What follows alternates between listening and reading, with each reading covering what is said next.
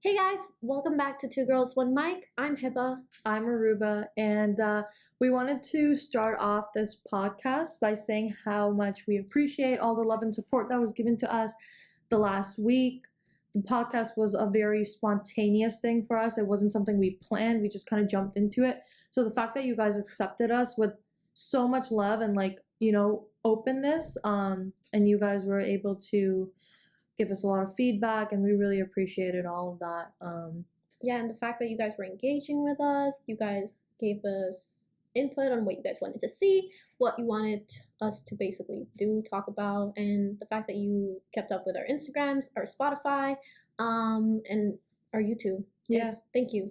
Yeah, thank you so much. And our podcast is now actually on Spotify and Anchor, so you can go stream it there, and it will be on iTunes later on as well, which we're super excited for. Yeah, it's just gonna take a little bit of time to get verified, but we are excited to put our content out on multiple platforms. Yeah, I know it's gonna be a lot of fun, because we're looking to the YouTube channel isn't just the podcast. It's gonna be a bunch of different content. We want to leave this channel as open as possible. We don't really want anything to define what this channel is or what this podcast is. Yeah, exactly. That's the last thing we want to do. So whenever you guys come here, it's a new conversation, it's a new idea, it's fresh, it's different. We just want to do we want to enjoy what we're doing, and we want to have you guys enjoy what we're doing too. Yeah. So let's talk about your week. What has been going on with you, Hiba? Because we haven't actually gotten a chance. You guys have to realize we live in different houses. Cities. Most of the time Hiba is at my house, but the last 2 weeks, the editing and all of the communication was done through social media. We were not face to face. Everything was just done by ourselves. Yeah. And so all the videos that I post on Instagram too, it's really difficult to have Hiba in them because she lives in Scarborough, I live in Oshawa, and it's really difficult to coordinate all of that. So we've just been honestly going with the flow. It's also we have our own stuff to do. Mm-hmm. We both have jobs, we both have school. So we can't really just drop everything and focus on this completely. We enjoy this. This is an outlet for us. This makes us, it's that one thing that keeps us content and that we look forward to every week, even though we just started. But it's just something that since the beginning we've been looking forward to do, and we're still enjoying it so far. Even though it is a lot of work. Let's not get that confused. But it's a nice change. So you had an exam this morning. You had one yesterday too. I had a programming exam today, and I had a forensic science exam yesterday, and it's just been exhausting. I'm the type of learner that doesn't really sleep when I have exams because I just can't. So I just pull all-nighters, and that's why I'm kind of dead. I have a fever right now just because I haven't been sleeping properly. But here I am. I know. My schedule isn't as hectic right now. I've kind of lessened the load a little bit on myself. But I did celebrate my birthday. Actually, Hiba threw me a birthday party. It was a lot of fun. Hiba and my brother and a bunch of my other friends. We had a party in downtown Toronto, and it was a lot of fun, which brings us to the topic that we wanted to talk about today. So a little bit of light shine, I don't know, upon our relationship, because we didn't really get into it last time. We kind of just said, we know each other, and we've known each other for this long. But Arooba and I weren't as close as we are now. We used to only have conversations when we wanted to argue with each other, which is a really bad way to put it, but it's true. It's not because we hated each other or anything. Maybe we did, I don't know. We've always been two people that are very passionate and very opinionated, and we realized that about each other. And it was really, in the beginning, was really hard channeling that towards something good, because everything would just turn into a fight. Everything. You have to think, we've known each other since we were 15, 16. 14, 15. When you're that age and you have this much passion, you don't know how to channel it in the right way. You don't know how to control your emotions, and so everything would come out as an emotional outburst. There was never a healthy conversation, which is what we're doing here. We enjoy talking to each other. We even did then, and every single time we did argue, we would end it off with like, I'm glad that we have a difference of opinion, and it's nice to see your perspective on it, but this is what I think, this is how I feel, and you have a right to feel the way you feel, but I have a right to like what I feel too. And if we learned anything from each other, we would take it from each other. Of course, we didn't tell each other, because then it's just like, I don't want to help your ego that much. Like, I still want to be proud of who I am. Yeah. But now, like, I feel like in the past few months, just spending a lot of time together, talking to each other, letting each other into each other's lives. Yeah. It's just helped shape this entire relationship into a much healthier into a healthier outcome. Yeah. Like, especially because like I still remember like the first time I ever saw Hiba, we were in our English class. We were in like grade 9, and Hiba like we started school, and then Hiba came a few days after the first class started. Yeah, and like Hiba walked in, and like I remember like looking at her, and okay, this is my time to be vulnerable. Like I remember seeing her and being like, oh, that girl's pretty, but like who is she? Like I like back in grade 9, and I'll admit this about myself, I've always been a very competitive person, like by nature. It's in my nature to be like super, I want to be on the top of everything. Like that's who I am. Yeah. And the funny thing about Hiba and I is that we were both so good at English. I think the final exam was out of like 95. It was out of 100. It was out of 100. Yeah. Hiba got 99. I got 96. Oh, you got 96? I remember. You got 96. I got 95. So it was literally like, and I feel like I remember, I used to sit with Rahila at that point. Oh, we were really close. Yeah. And I got my exam back, and Arooba was kind of talking. She's just like, "Oh, I got the highest, and I did this, I did that." And I was just sitting in the back, and I'm like, I'm not gonna say anything. I'm scared. I don't. Yeah. And then Rahila kind of brought it up, and she's just like, "Oh, Hiba got 96. And then Arooba just came. She's like, "Oh, good job." I'm like, people tell me I have a sarcastic tone to begin with, but I don't. It's not that I'm always trying to be sarcastic, but back then I was a very sarcastic person, and I was honestly fairly rude to anybody who was kind of like I felt like I had a power struggle with. And I feel like it was a power struggle. Like that's the perfect way to describe our relationship then. It was a constant like battle of who's gonna come out on top. Okay, so the way I was in grade 9, it was more so I was really insecure. I didn't think I was pretty. I had just come back from Pakistan at that point, so I didn't do my middle school here. I only did my elementary school. So I didn't really know anyone, and most of the students came from Charles Gordon, right? Yeah. So everyone kind of knew each other, and it was just whatever I knew about everyone was from someone else's experience. Like I had no firsthand experience knowing people. The first friend I made, she had just come from, I think, like a completely out of district high school. So with me, it was more so I never wanted, like even when I got my exam mark back and you were talking, I didn't want to steal your spotlight. I don't like to do that. If someone is happy, and if I'd rather just have you be happy. Yeah. I don't care. It's never been that personal for me. Even with like my math exam, I remember there was, I don't know what his name was, but there was this really smart kid and he did really good. And grade 9 math I was way too good at it. And I did really good on the exam. Like I got a perfect on the exam. I just sat there and I just let him enjoy his 98 because I was like, I don't care. Yeah. I don't want to be the person that everyone is intimidated by or everyone thinks is just a nerd, because I didn't talk a lot either. Yeah. I just kind of kept to myself. I barely came to class. Yeah. And I didn't even, like at that point I was in my past relationship and I wasn't even sure if I was going to stay. Yeah. So I was like, I was just in a boat, and I didn't want to start fights with people. I didn't want to pick anything. Like I just wanted to mind my own business. And you got bullied. And I got bullied a lot. I bought an iPhone 6 Plus. Well, my mom bought me an iPhone 6 Plus. And I remember this girl, I bought it because my mom thought I deserved it because I got really, really good grades for 4 years straight. Right. Just a casual flex.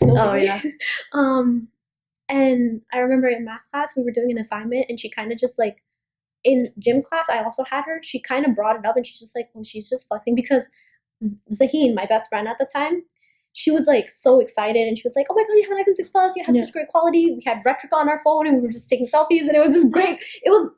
It's a big difference from an iPhone 4 Plus, bro. The quality was like drastic. Yeah. And I remember I went, like, she kind of like said something in the locker room, and she was just like, well, she's just flexing, and I didn't make a lot of it. But then we went to math class and we were outside, and she was holding a calculator, and I took out my phone because I was going to take a picture of a tower or something that we were making, and she shoved me and my phone dropped, and she's like, you kind of deserve it. So I got bullied. And like I didn't know what to do with it, and I kind of just like was like, whatever, I don't care. But yeah. I feel like the contrast in our personalities was always very evident from the beginning, because like, but I feel like at the very basis we dealt with the same situation. So exactly. But we were so headstrong, and we wanted to focus on ourselves so much that we were so scared of being like, maybe I'm just as weak as you. Yeah. Like for me, grade 9 was a completely different experience. Like I was really out there. I was on the student council. Like I was captain of the volleyball team, whatever, like it was a completely different, like the contrast, like I said, is evident. But at the very basis, like I was that girl who was like insecure as well, like about how I look, or I want people to see me. Like that was my whole I guess my whole teenage life was about wanting people to see me, because I felt like people didn't see me, or I wanted that attention. Yeah. I remember there was this one day, I don't know, but it's like, it was the first memory when I started dating Khizr. When I didn't know who Khizr was, so Zaheen was kind of just like, oh, it's Arooba's brother. And the only memory I had of you from grade 9 was this day that you were wearing, it was your profile picture for a really long time too. It was a floral top, and you were wearing like plazos and like open pants and like a tank top. Oh yes, yeah. I saw you that day, and I was like, wow, she is so. And you had really short hair then, right? I cut my hair really I've always found short hair really attractive, and I was just like, wow, she's whoa. Yeah, so and that's the only memory I had of you from the entire experience of grade 9. See, I feel like there's two types of people. There's a person who on the outside can look very secure in themselves, but they're not secure in themselves at all. And then there's people who you can see that maybe they're not secure in themselves. And I felt like I was on the end where I looked secure in myself, but I wasn't at all. Like I don't know if you remember this. I was dating a person then who was older than me. Yeah. And my insecurities were leaking in that relationship, right? And like that person saw that the side of me that was not happy, and that felt like her friends were low-key like jealous of her and didn't like her, and that's the position that I was in. And so now looking back, like it's like that attention, the reason why I put myself so out there is because that attention was the only thing that was keeping me going. I feel like this is just something that I think. People tend to judge you a lot, and people tend to say extremely, extremely hurtful things. I've said hurtful things to you that I regret, obviously. But it's not like, sometimes it's dangerous. It's dangerous if you feel that way and you don't talk about it, because the other person doesn't realize it and they attack you. And that can be like, it can be horrible. It could completely shatter you as a person. It could make you do something that you'd regret. And of course, you never want to seem weak, but you also don't want to show yourself as too powerful. Right. Like there's a balance, and you kind of just want to be in the middle, and you kind of want to be like humble. Yeah. You kind of want to be humble with the way you are. And you're like that a lot now. You keep to yourself. You're very like self-involved, and that's the only thing that matters to you, which is really healthy, because before, what I noticed was that you wanted validation from everyone around you. And it was the same thing with me. We're very similar in the way we are. In that certain phase of my life, I was seeking validation, and I was chasing something that I didn't think I got enough.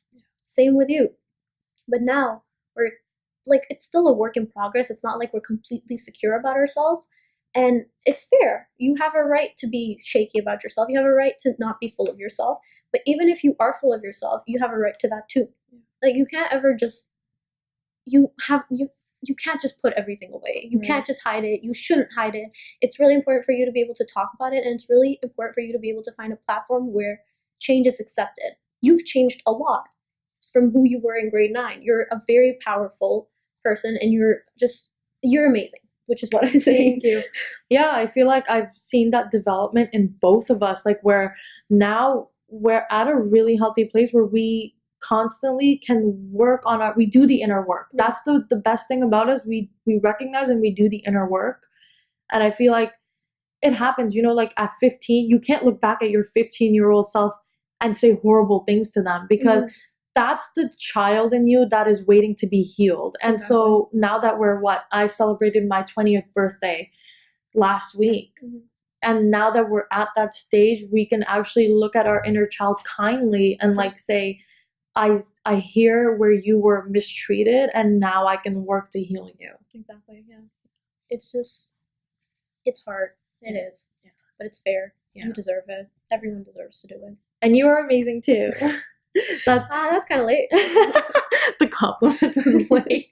Yeah. No, Hiba is an amazing person. Like, I've seen, like, it's, you guys have to realize, you guys have to understand what it's like to see somebody go through this transformation, right? Like, it's like a caterpillar to a cocoon to a butterfly. Like, and the amount of time we've spent with each other, like in school, we're always around each other, whether we liked it or not, because we were in school together. And then even after that, we were still like, we kept up with each other's socials. Right. And I remember when I had a follow with all my friends, and I posted it on my Instagram, and I kind of just called her out and everything. Yeah. You were the first person to text me and be like, "Are you okay?" Yeah.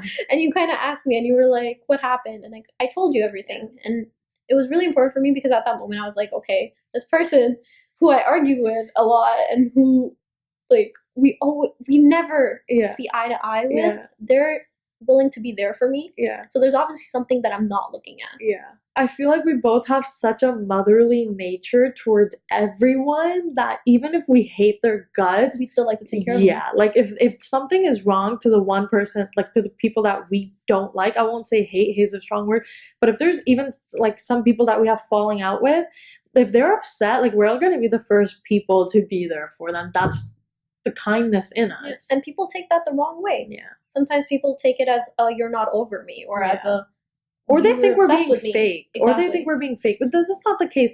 We're natural, like, lovers of everybody. Like, that's what we do. We like to heal. That's what this podcast is about. It's about talking about our stories, our innermost, like, feelings, and being vulnerable so that other people can relate and heal from it. Exactly. Because at the end of the day, you're not alone, but people tend to only put out the best of their lives out there.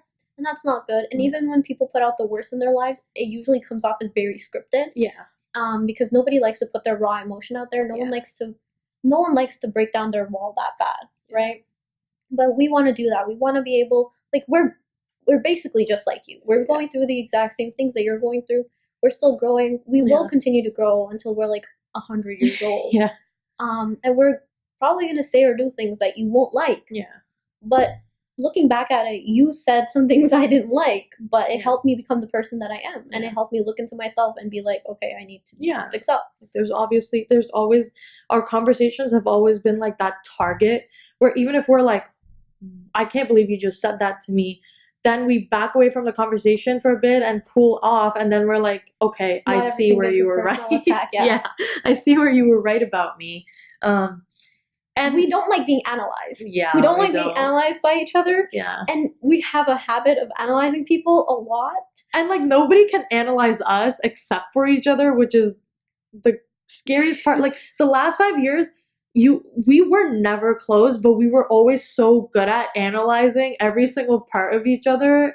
Our conversations it looked like we were best friends, or like we had grown up together. Yeah. Or there was something going on that was just that we couldn't see at the time. Yeah. But yeah, like the thing that we want to talk about today mostly is like how, just like our friendship, like I never thought Hiba would be the person throwing me a birthday party. Like I never I don't do it for no one. Yeah.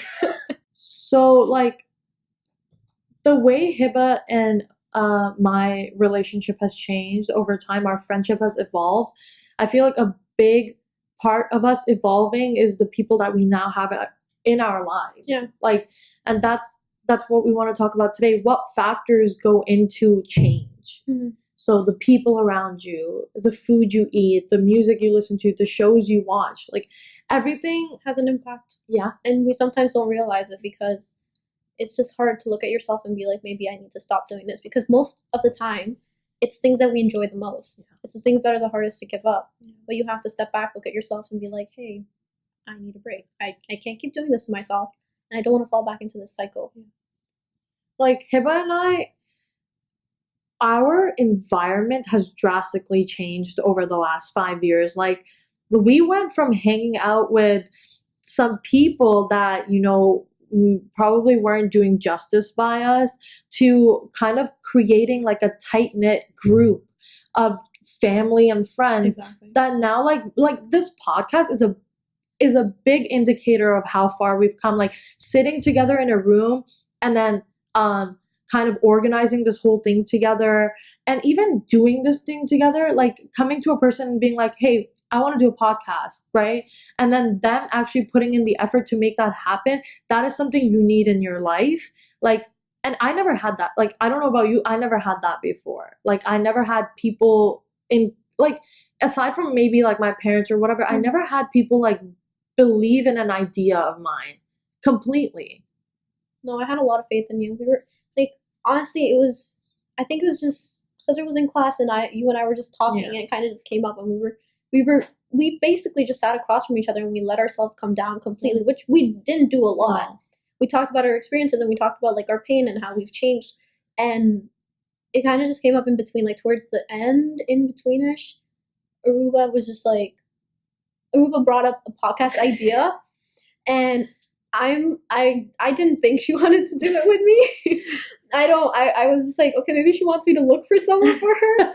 And then Arooba kind of was just waiting for me to say something, and I was like, yeah, we can do this. And then I was like, okay, I'm gonna see how she reacts to the we. Yeah. And you went along with it, and I'm like, okay, maybe she wants to do this with me. And I was like, I'm not believing in this until I'm sitting behind a mic with her talking. And it's funny because the whole idea came into motion really fast. Like, the next day we went to buy a mic. And like, that's the thing, like, we're doers. Yeah, like, you have to be a doer, okay? Like, the greatest advice that I ever received from anybody was action over ideas.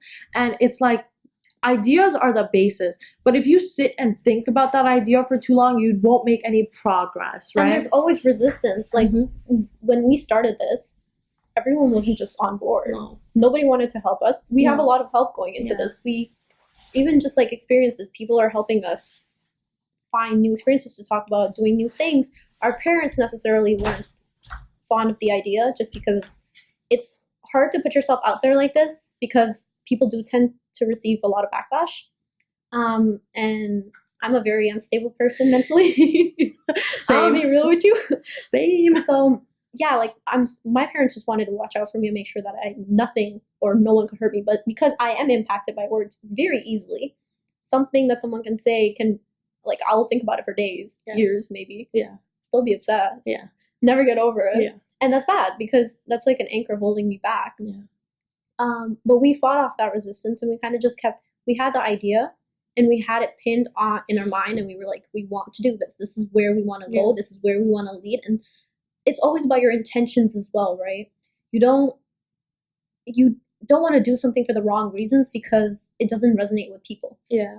Because, like, the biggest thing is that, guys, you have to understand, like, we're 2 university students. We don't have a lot of money. We don't have a lot of fancy equipment and time. Like, this is a mic that we bought the next day.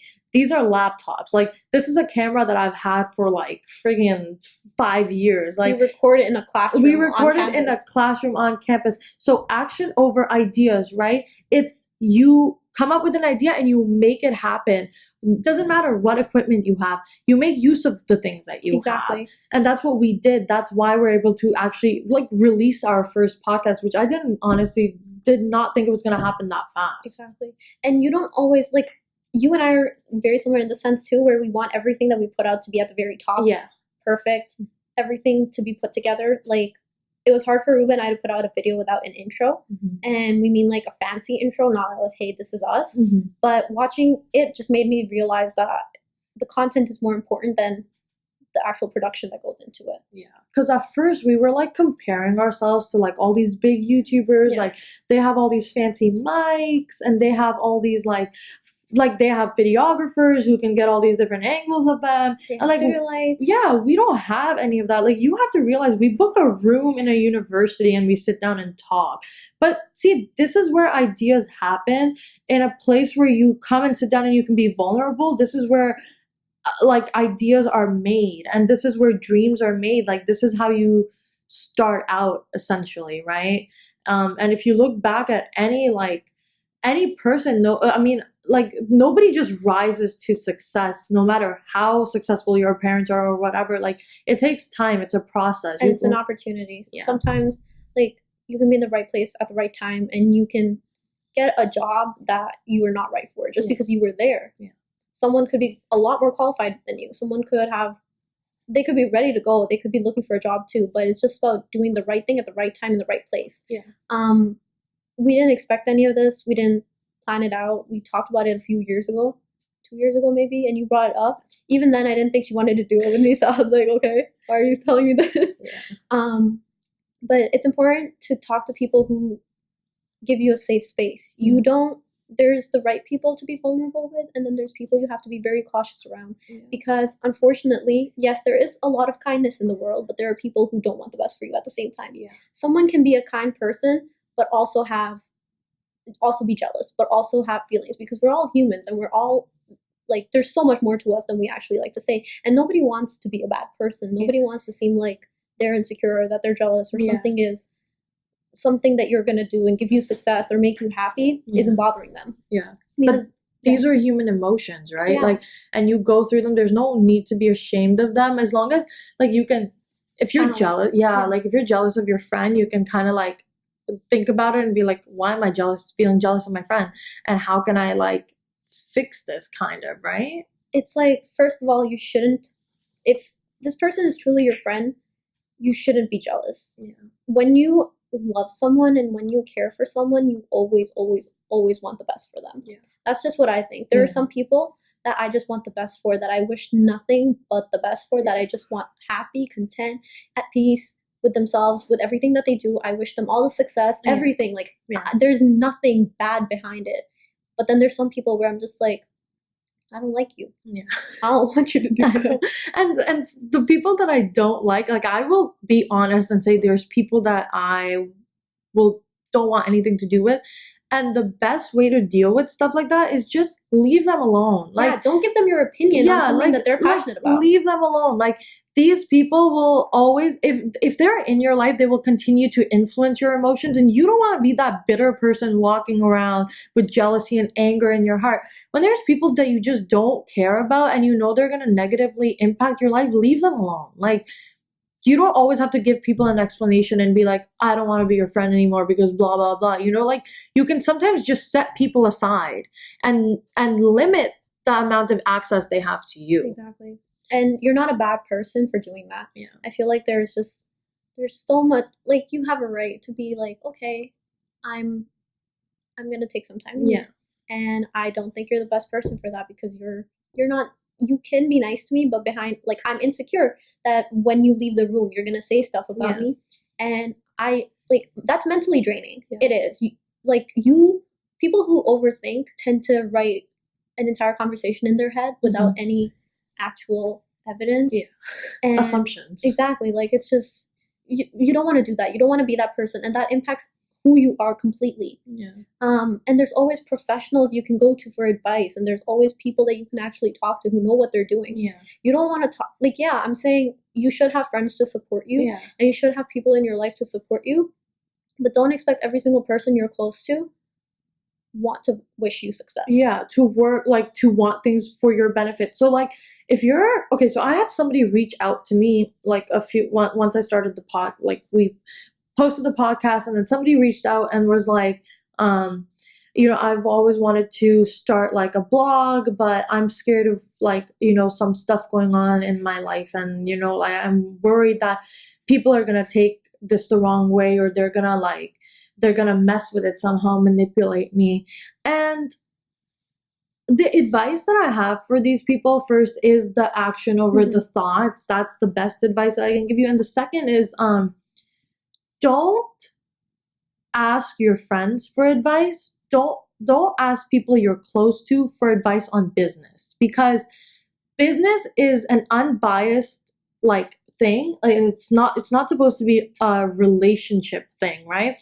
Like, but a business is like, I need advice from a professional, like somebody who knows what they're doing, somebody who's done this before, and somebody who won't give me a biased response as in what should I do. And there's that saying, you don't do business with family. Yeah. Like, so anyone that, it's not just like, it's not literally that it has to be family. It can be someone that you're just close to. Yeah. Like, and because you have to be the judge of that. Yeah. You should know who you can trust with certain things and who you can't, because people rip off your ideas as well. Yeah. Like, not every place is a safe place. Exactly. Like, I'm a very instinctive person, so I can just tell when people's energy is like off. Yeah. Especially if I'm honestly, somebody could walk into this room and talk to me for like 5 minutes and I'll be able to tell what kind of a person they are. And so you need to, gut instinct is a thing, guys. Like, if you feel it in your gut that something is off when you're talking to somebody, take that as like a sign. Like, take it as a sign. I mean, there's a difference between your instinct and anxiety. Like, your anxiety is when you're unsure of what's happening, but your gut is like, you know something is off. Okay. But you don't need to cut that person off immediately. You can kind of just watch what you're saying to them. You can just set some limits, set some boundaries. Yeah. Kind of like just do the right thing. Yeah. We can give you advice for as long as we want. Yeah. But we don't know your situation. We'll never know your situation because we don't live your life. But I can say this, that there are people out there that actually want the best for you. Yeah.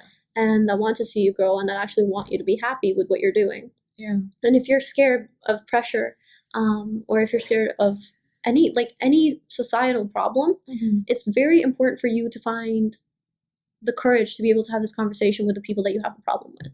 So I remember when I made my YouTube channel in the beginning, my mom wasn't okay with it. Dude, the first few years I had Facebook, I didn't tell my mom. Yeah.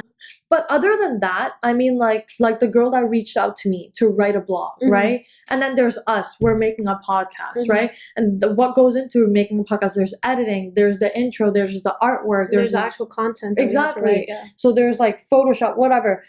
This, I mean, like, this is targeted towards young adults and whatever. But like, this is for like young adults mostly, especially people that are, you know, young entrepreneurs, people like us, where we want to kind of, okay, we're the university students, we don't have that much money to like pay people to do this stuff for us.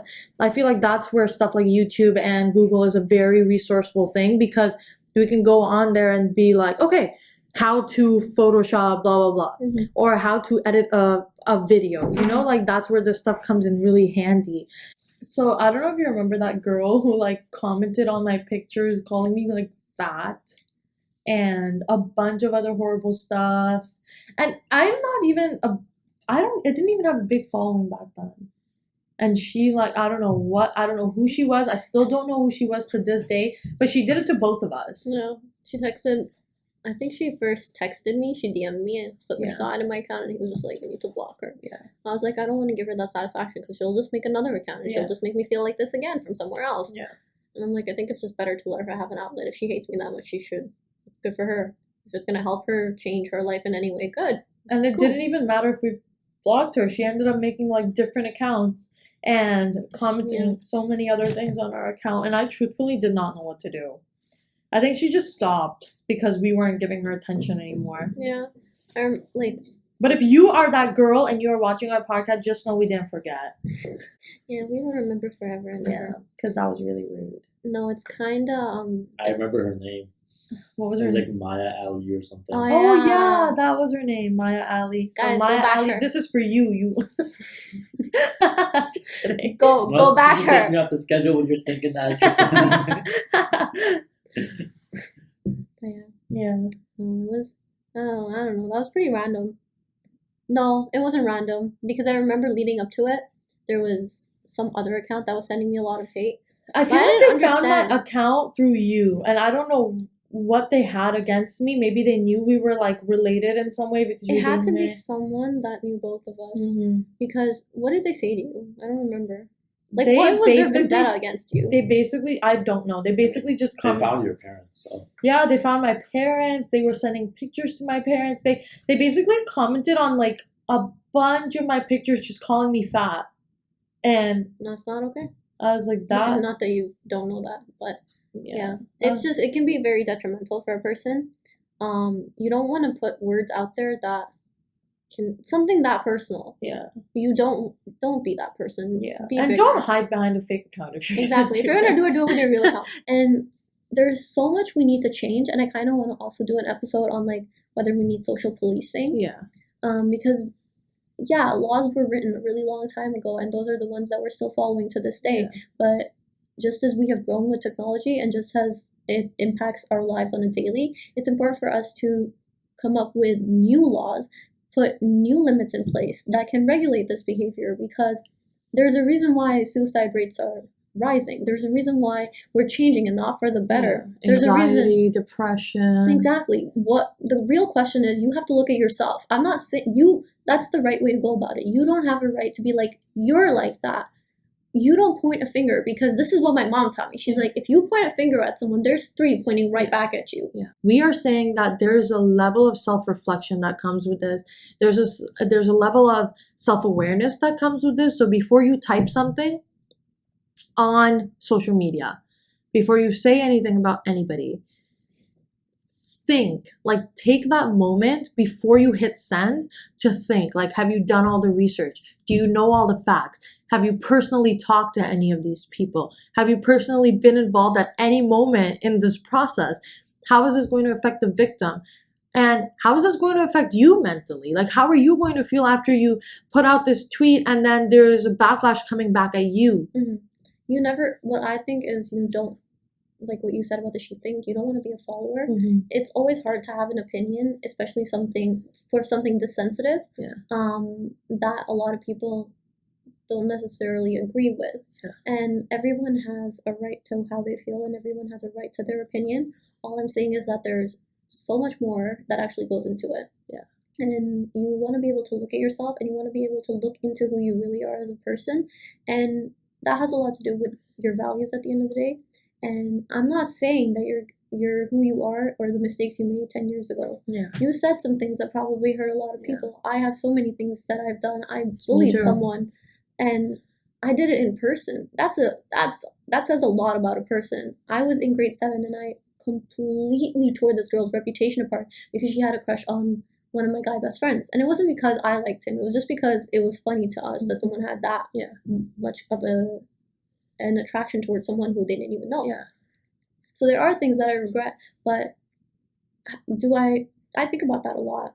I've changed a lot since then, and that was the experience that kind of made me feel like I don't want to be this person. I want to be a better person. I want to be different. I don't want to be like everyone else. I don't want to be like, I'm gonna sit here and I'm gonna let you do whatever you want, or I'm gonna let you have your opinion, or I'm gonna try to provide you with all the facts and all the knowledge that I have to the best of my abilities, and I'm going to try to make an impact, and I'm going to try to change things, but I'm not gonna force my opinion onto you, because that is a completely different thing.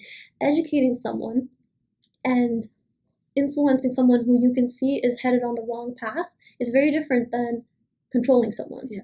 And Dude, going back to our relationship 5 years ago, like, there's so many things that I regret doing. Yeah. Right? Or saying to you, and you're right. Like, it's that stage you hit where you're just like, it's beyond a self-awareness now. It's like, I recognize that I am human. I recognize Hiba is human. I recognize everyone is a human being. We're all going through the process, right? And we're gonna hurt people. We're gonna hurt people. We're gonna go through some crap, like, it's gonna happen. Like, this is part of the process. All that we're asking people to do is reflect. Mm-hmm. Reflection is the most important thing. Everything is changing constantly. That's what life is about. Life is about change. Mm-hmm.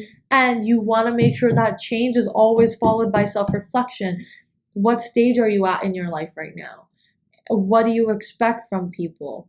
What are your values? What are your morals, right? What do you believe in? And that should never be shaped by other people. And just because you are on a better path than someone, you have better opportunities than someone, you have changed for the better before someone else has even become aware of their mistakes, doesn't mean that you get to shit on them. Exactly. Doesn't mean that you get to judge them, doesn't mean that you get to hurt them, because that just puts you back in your place.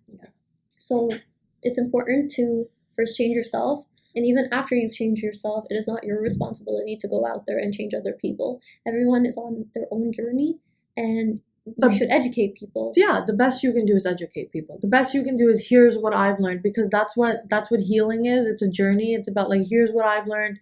I will walk people through their healing by sharing my experience. That's what we do here. We share our experience. Whatever you guys want to take away from it, you take away from it. Take away what resonates with you, right? And leave the rest on the table. And that's it. That's all we can do.